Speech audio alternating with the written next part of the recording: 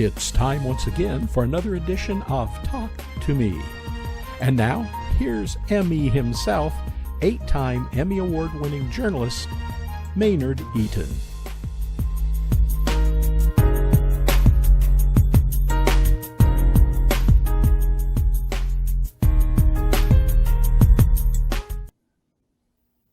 Hello, my friends, and welcome to this week's edition of Talk to Me. As you well know, this is Black History Month, and we have a Black history leader, a Black leader of business with us this week. Joining me is C. David Moody, the head of Moody Construction Company. David, thank you so much for joining us. Hey, thanks so much for having me, Maynard. I'm just honored to always talk with you. Well, thank you, sir. Speaking of Black History Month, what comes to mind to you when you hear that? I mean, you're a leader in Atlanta. What does Black history mean to you, having been seen so much in Atlanta and about Atlanta? You know, Black history immediately brings up a few things because, I'm a kid of the 60s. And, I grew up watching the civil rights and my parents and I think about my grandparents on my mother's side, my dad's side.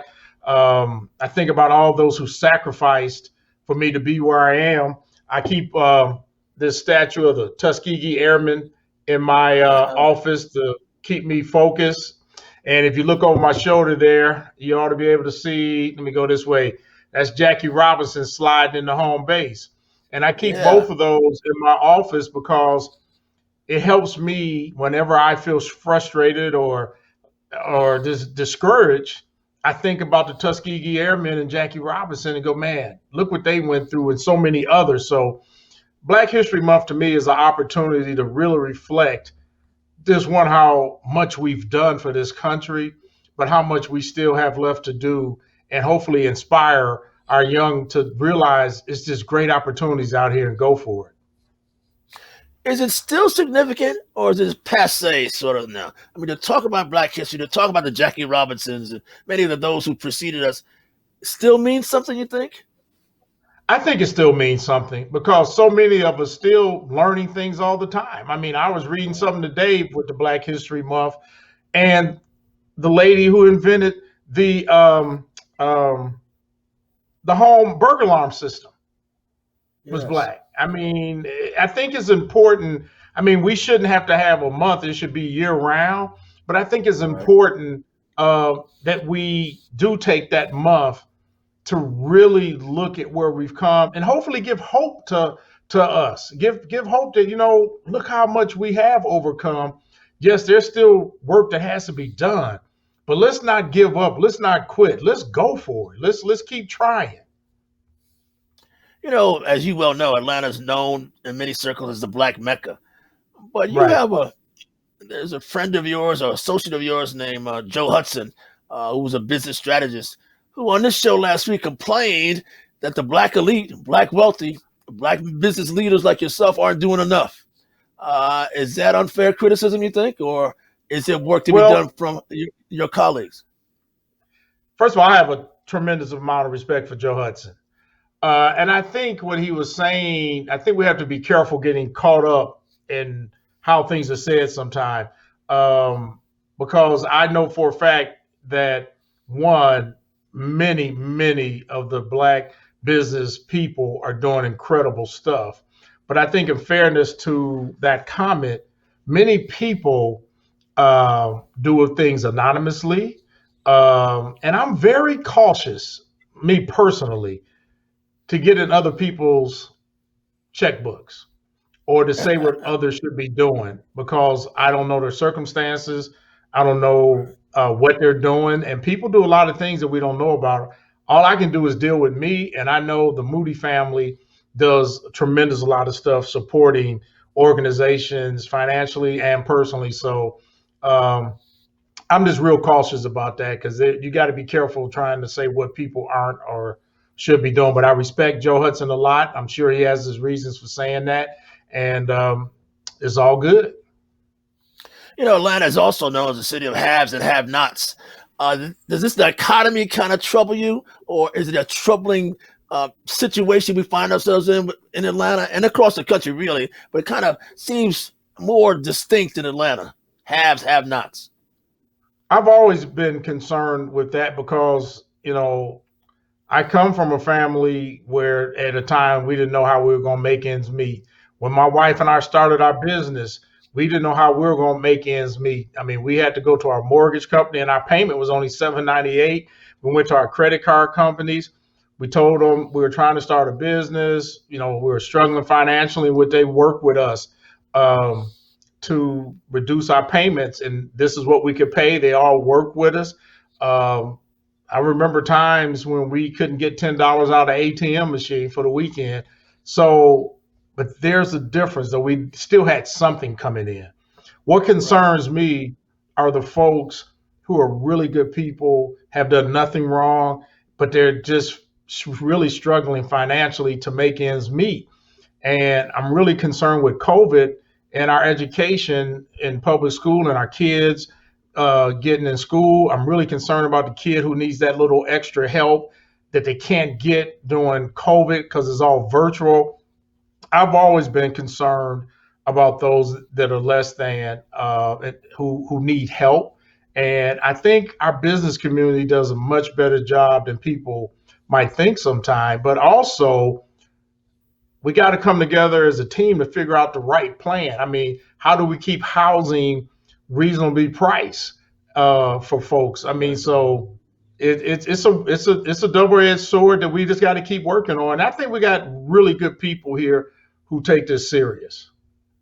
Is there a strong business community, a strong business collective? You had a business organization, I understand, but where are Black business folks politically and in terms of being cohesive? Is there a group of Black business leaders who get together and say, here's what needs to be done, like they used to be back in the day? Well, what's funny? I think, Maynard, I've become that old dude. I'll be 65 in May. And so my generation, we're kind of, that younger generation is the real power group. I mean, when I say the power group, that young generation, that middle-aged generation, I mean, they're doing things and meeting. Man, I'm home at 6:00, man, so I don't go out or nothing. So I think there's kind of a changing of the guard, which is good. Okay. I think with technology, there are different kind of opportunities. You got the entertainment field, technology. Atlanta's becoming a big tech hub. So I think there's a whole new Black business group and strength that is really doing things involved politically. I'm involved as much as they ask me to be involved, and I do a lot of different stuff on my own with organizations. But I'm just glad to see this next generation doing what they're doing. There's some good stuff going on. What do you like about where your industry is headed? Construction. Atlanta's booming. New stuff going up all the time. And I imagine you're playing a heavy hand in that this new regrowth or rebuilding of Atlanta. Is that your calling card now? The new Atlanta? Well, I'll say this, man. Excuse me for cutting you off. COVID is still impacting a lot of things. Lumber prices are going out the roof. There are a lot of pricing things have slowed down some. Fortunately, there's a lot of cash available for projects and interest rates are low. But you got to remember, office buildings, hotels, schools, all that kind of construction's dropped. So there are some things that are going up, but there are a lot of contractors, Maynard, who are downsizing and slowing down because the market for a lot of things have changed because of COVID. And it's going to take another year or so for them to come back. Has the business of Black construction, people like yourself, has that changed also? I remember old guys like me, remember H.J. Russells, and remember Maynard Jackson talking about joint venturing. That's no longer, is it? It's a new day, is it not? Well, here's a good thing that's happening, and a lot has to do with Black Lives Matter movement and different things. A lot of big corporations now realize we got to do a better job in our spend with minority businesses, period. I mean, when you think about it, Black contractors still aren't in that corporate world, getting that private work. When I say private, those private companies. And I think that is where it's starting to open up. But the bigger challenge we have in construction is getting craftspeople. And this is an incredible field to be in, where you can finish high school, go get a skilled trade, and you can make six figures easily being a skilled craftsman, have an incredible career, maybe get your own business. But I really wish we would get vocational ed back strong in our schools and stop making kids who like to work with their hands feel like they're second class because they don't want to go to college. But I know a lot of folks in our industry who are craftspeople who make much more than folks with PhDs. So we got to flip that script a little bit on that. When you say craftspeople, explain that a bit more. Carpenters, architects, what kind of craftspeople are we speaking of here? I'm talking plumbers, electricians, carpenters, HVAC people, steel people. Construction is one of the few fields, especially in commercial, where robots are not going to finish drywall. They can do stuff doing some prefab stuff. When you get to building a skyscraper or 3-story building, 2-story buildings, whatever, that's not going to happen. You got your site people who know how to lay pipe. Then you still got your construction managers, your architects. I mean, it is a great field. But to me, if I was a young person who wasn't sure what I wanted to do right now in my life, I would definitely go learn me a skilled craft and develop from there. Well, that's good information. You a Morehouse man, lifelong in Atlanta. Well, what do you think about the city now? Where is Atlanta from where you see it politically or economically? What are your thoughts on where you are, Atlanta? Sure. It's funny, man. I was thinking the other day when Hank Aaron passed, and I just came to Atlanta in 1974 as a freshman at Morehouse, and I was leaving football practice, walking to my dorm. And this long Eldorado convertible drove up next to me, parking at my dorm. And it's Hank Aaron. And it had only been a few months after he had hit up broke the record of Babe Ruth. And I'm standing there and I'm looking, and he shakes my hand and we talk. And I'm like, I couldn't even talk. And that's not normal for me. But I'm with Hank Aaron. But what I'm trying to tell you, what Atlanta showed me so quick. I played football with Jose Williams' son. I mean, I would see Jose Williams, Hank Aaron, Andy Young, Daddy King. I mean, Atlanta's one of those places where you could touch and feel history, actually touch and feel it. And to me, it's still that way. I am so proud that both my children are born in Atlanta, and they're Southerners. My grandmother they were sharecroppers in Social Circle, Georgia on my mother's side, and they left in 1937 to Chicago with the Great Migration. And my daddy's folks have always lived in Baton Rouge, Louisiana. So I'm a Southerner by blood. And I still believe the South is just an incredible place. I think Atlanta there's no place like Atlanta. I went to Howard after Morehouse for architecture school. I've lived in different places. But there is really, to me, no place like Atlanta. And I'm one of the few people you'll meet that used to be a MARTA bus driver. Really? You? Yeah. MARTA used to hire college students in the summer to relieve their vacation and bus drivers. So the summer of 1977, I made $5.40 an hour, which was a high-paying job. And I was a MARTA bus driver, and I drove a different route every day. That was the best summer job I ever had. Well, that's an amazing story. Listen, you talk about Atlanta, you meeting Hank Aaron. Guess what my first apartment was? I first moved to Atlanta in 78. Where? Peachtree North. Guess who my next door neighbor was? Who? Maynard Jackson. Jackson. It was a Maynard and Maynard corner. Yeah. So, I mean, the history that you could touch and feel in Atlanta is phenomenal, especially folks who are born and raised here, who's in our age group or a little younger. But even for the younger generation, they can go and touch and feel history. They can talk to folks who actually live the history. And I, I was the past president, the second black president for our downtown. I was the second black president for downtown Atlanta Rotary. And I've got a chance over the years to be so involved and meet and see the true heart of a lot of people in Atlanta. Of course, you can always find things that aren't well, but Atlanta, there's no place like Atlanta. And I will always be thankful to the city of Atlanta and Maynard Jackson, because they didn't guarantee me success. All they guaranteed me was I would have an opportunity. It was up to me what I did with that opportunity. And I've never been given anything, and I don't know anybody else in our industry who is just given success, because you can't give success. Atlanta does extremely well. That is give a fair chance and opportunity, and it's up to us to do what we're going to do with it. And white folks play a bit in that role too, do they not? I mean, it's not just a black city. I imagine much of you've gotten along with white businessmen as well as you've done black businessmen, and it's been a partnership in many respects, has it not? Yes, I've built some really, really good relationships.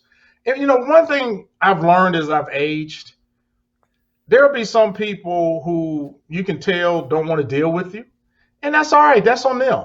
But I have been very fortunate that I've had those situations and I move on. I don't let that bother me. But I've built some incredible, incredible relationships with folks here in Atlanta. And many of them have been white, many black. I mean, I made a lot of people my mentor who didn't even know they were my mentor. I was just picking their brain. I'm just one of those folks. One last question about downtown. We talked about your downtown Rotary Association. I knew you had something to do with downtown, a big business association. What any remorse about the plight of Auburn Avenue today? I mean, once the most thriving street in talking about black history, that was the heartbeat of black Atlanta, Auburn Avenue. Now it's a bit discouraging to walk up and down there. I think Auburn Avenue is one of those streets that I pray we bring back, just because of the history, the beautiful buildings. And I do know some developers that are black that are working to bring back some things big time. But I think what happened, Maynard, is kind of like the black college. I remember when I came to Morehouse in 1974, man, Morris Brown was thriving, Clark, Atlanta University was still separate. I mean, you got to think about it. When I came to Morehouse, at that time, Georgia Tech didn't even have a black basketball player on their team. One came in 76. I think his name was Tico Brown. You got to remember the SEC had just a handful of black players and students. So blacks were really coming to black colleges. And then kind of when the gates opened, the black colleges started going down. Well, I feel that's the same way Auburn Avenue happened. When we could start having businesses in different locations, Auburn Avenue didn't look that good to us no more. So we moved on. And now we're starting to see the black college still has its value. My uncle coached at Southern University back in the 50s and 60s and early 70s. I mean, I saw Mel Blunt and all those guys. He coached all them. And it's just, I'm glad to see us remembering and starting to come back to like the Auburn Avenues and places when that's all we had. On another note, you're a businessman, but you also talk a lot about some personal things that happened to you. Yes. Counsel some things. Could you talk about that a bit? I mean, I know you're a big businessman, but you also do a lot to help others based on something you've gone through. Can you talk about that just briefly, please? Before we go? Yeah, and I think that's important, and man, I'm glad you brought that up, because I work to help others turn trauma into triumph. I'm a survivor of childhood sexual abuse. I didn't speak about it for decades. I thought I would die with my secret. Finally, in 1992, I told my wife what happened because we had heard of somebody close to her had been sexually abused, and I just blurted it.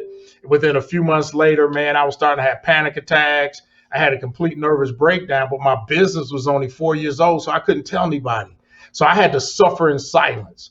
So about 8 years ago, I finally decided, I don't want another person to suffer in silence because I didn't speak up to share my journey.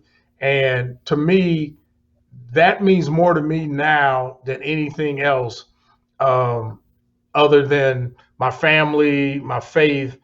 My business, I love what I do, but helping others understand about trauma, and I'm not a therapist. I tell them go get proper therapy, get a trauma therapist, because trauma comes in many ways. It can be poverty, it can be abuse, it can be homelessness, and it affects you. And what happens is children, we tell children so often, or we say children are resilient, but we forget they become adults, and then they haven't dealt with that baggage. And in sexual abuse, unfortunately, 1 in 10 children before the age of 18 will be sexually abused. We have an estimated 42 million survivors just in the United States. And they did a recent study, 70% of female inmates have been sexually abused. So often a person who's a survivor will take a destructive lifestyle to ease that pain or think they can kill that pain. And for me, I didn't get into drinking or drugs. I got into staying busy and trying to act like it didn't happen. But it created such anxiety in me and stuff that I had to finally address it and deal with it. And I could have quietly kept it to myself, but I felt I owed it to those who don't have anyone, to help them realize we can turn trauma into triumph. And that's why I speak about the way I do, Maynard. David, thank you so much for sharing that. That means a lot. I mean, I know you're a success in the business pages, but you're also a success in life, and that means a lot. Thank you. Thank you so much for joining us, man. I really do. You are Atlanta. You truly are, and I respect you highly. Thanks again for joining us. Ladies and gentlemen, this has been Talk to Me. Go ahead. Can I say one other thing real quick? Go right ahead. Man, you asked me about business. You know what I'm most proud about in my business? In 33 years, I've never missed a payroll or was late with a payroll. That means more to me than anything else when I look back now, that I've never missed a payroll or been late with a payroll. And I've had people with me for over 25 years, and working together, I help people have lives by making that payroll. And that means more to me than anything else. I'm sure it means a lot to them. You know what means more to many of us, though, who watch you on social media? Those beautiful pictures you take with your wife. Thank you for that. Yes, sir. Thank you, man. Thanks for having me, Maynard. Thank you, sir. Bye-bye. See you next week, everybody.